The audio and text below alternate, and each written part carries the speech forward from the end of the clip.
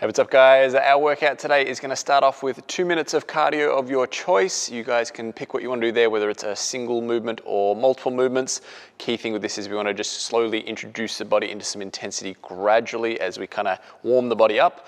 Once that 2 minutes is cleared, the next 3 minutes, what we're going to do is as many rounds as possible of 8 sit-ups and 8 Spider-Man lunges. So looking at those movements, the sit-up, we're going to set ourselves up on the ground, feet facing each other at the soles of the shoes there. I'm tagging the toes at the tops. This is my finishing position at the top. As I come down, what I'm going to do is kind of relax my back down kind of one vertebrae at a time. So I stay in this sort of crunch position, down, tag the ground, and then back up again. So I can use a little bit of arm swing on the way up. You can see the way up is kind of the reverse of the way down in that my spine will kind of curve up one vertebrae at a time, peeling up to that nice tall position. So 8 of those. I then move into the 8 Spider-Man lunges. So with this one, I'm going to take a long step forward, hands to ground, and I'm going to try and dip my elbow as deep down as I can.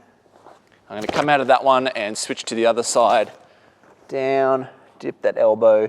Ultimately, we want to be able to get our elbow to ground, but that is obviously subject to where your flexibility is at currently. So do the best you can, try to open it up over those rounds, but you can do that for those remaining 3 minutes, and that is your warm-up.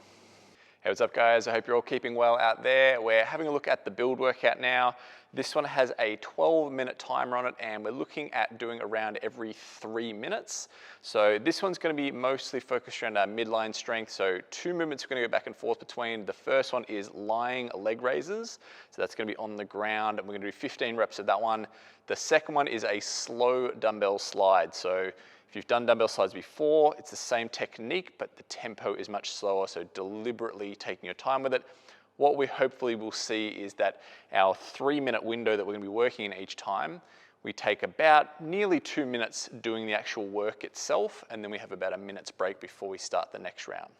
So looking at our movements, the lying leg raise, laying on your back. So a couple of ways you can do this. If you're on flat ground, the best way to do it is kind of wedge your hands in at the side of your butt, brace your belly down to your spine, and then bringing those legs up, down, about an inch off the ground, making sure that when I come down, I'm not letting my pelvis roll and my back kind of arch off the ground and get this horrible space here. I'm going to make sure that stays trapped down. So make that the goal, to keep that flat against the floor. If you happen to be doing this at home on a bench, if you happen to own a workout bench, you can actually hang on to the bench up around either side of your head there. That gives you a little bit more anchoring in, but it's the same thing through the belly. You want to make sure that that low back stays nice and flat, and we're not rolling that pelvis back and forth and putting stress on that low back. So 15 of those. They don't necessarily need to be unbroken, but hopefully we can move towards that over time. The second one are those dumbbell slides. So I'm going to set up hands about shoulder width. I'm going to have my feet about the same or possibly a little bit wider. And what I'm going to do is I'm going to brace my belly and very slowly alternate sides, taking that dumbbell from one side to the other. So the temptation with that is as soon as I lift my hand in it, especially when I start taking the weight of it, my body is going to kind of roll or move. I'm trying to fight against that. So tense the belly, tense the butt, lock the legs in, keep everything nice and stable, make it so it's just the arm and just that dumbbell moving. So 10 of those. As I said, if you can make the leg raises and the slides take about 2 minutes, then you've got about a minute's break. We're doing 4 cycles of that in 12 minutes. So that is your build workout. All right, guys, for our move workout today, we have a chipper style workout. This one is going to have a 15-minute time cap on it, and it is a 4-time workout. So what we're going to see with this is a lot of lunging and a lot of sit-ups. They're going to kind of vary along the way as we go. So it's going to start off with 30 suitcase lunges. We then move to 50 sit-ups. We go another 30 lunges. We then go into 20 weighted sit-ups. So it becomes more of a strict, kind of a heavier sit-up. And then we kind of go through those same things. So this is one of those out and back chippers where it's kind of like the butterfly effect. It's like a mirror image of itself on the way back out. After the 20 weighted sit-ups, we go back through the 30 suitcase lunges, another 50 regular sit-ups, and finally another 30 suitcase lunges. So looking at the movements, suitcase just refers to the hand position with the dumbbells. So I've got them by my sides, like I'm holding suitcases.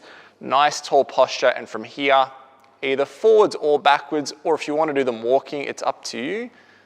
The key thing is that in the bottom of it, all three versions of it should look exactly the same. So whether I'm going forwards, backwards, or walking, at the bottom, I'm going to see a nice stacked knee over the ankle, so I'm not too far forward and I'm not too far out in front. Okay, that's nice and stacked. My head, shoulders, hips, and the knee that's touching the ground are going to be stacked as well. And I'm also keeping those dumbbells by my side. Something that we see quite commonly when people get tired or they may be a little distracted as they start to tilt, let those dumbbells swing forward, they start laying down on that lead leg. So stay upright, lightly touching that knee to the ground.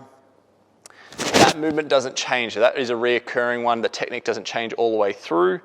Work with something appropriate with the weight or whatever you have at home. The 30 reps, we should be pretty close to being able to go unbroken, but if you do have to break maybe once in the 30, that's okay. Just try and keep them moving as much as you can.